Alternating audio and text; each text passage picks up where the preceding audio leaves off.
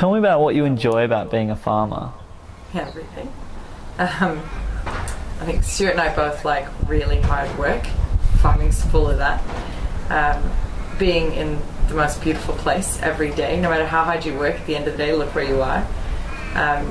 Feeding people. I've been a feeder for years, but like from the kitchen, and now being a feeder from the farm as well as the kitchen, and becoming a butcher. So it's also like I grow it, I cut it, I cook it, I feed it to you. It's like the most satisfying life on the planet.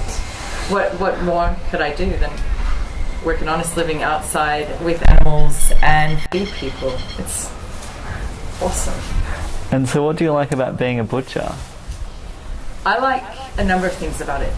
I like the art of it. It's so much more than just like a trade.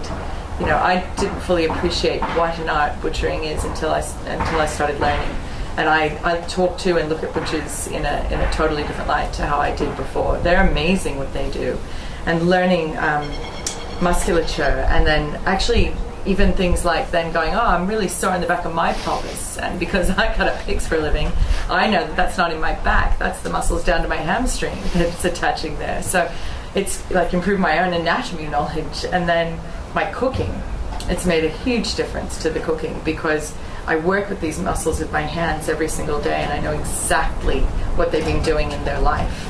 And so I know exactly how to cook them. You can give me, I can give me a piece of meat from anywhere on the animal and cook it beautifully, because I know exactly what it did in the paddocks, and I know exactly what it felt like in the boning room. And I like I like being able to help people. I like being able to please people. So when people say to me, can you cut me something like this? I go, oh, sure I can. So yeah, I'm kind of a pleaser. So it suits that as well. My butcher is John Garrett. Do you know who he is? No. He owns Holy Smoke in Byron. Oh, right, I've heard of, yeah. Yeah, and he's a very interesting character, and he's been a butcher for a long time. Yeah. And it's really good to have that sort of relationship, I guess, because I'm not really prepared to go out and butcher my own animals yet.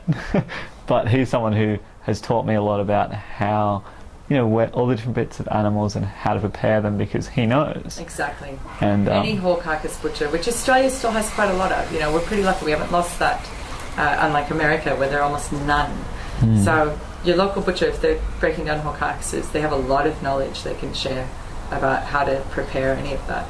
Well, the other great thing is that he also cures his own meat, and it's and smokes his own jerky. Like us. Yeah, exactly. Yeah. And so he's, I guess, just one part of what you do, and it's I guess I would like to see more people doing what you do, but there's also other sides. It's some people, it's even if we're able to get local farmers to just supply him, so then he can specialise in butchery. Right. And I mean, you're always going to have people who are doing bits in the middle or along the chain that aren't doing the whole thing, and I think that's perfectly reasonable and impossible probably to avoid.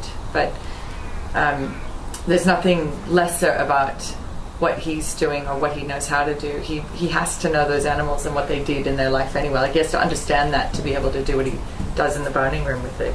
So.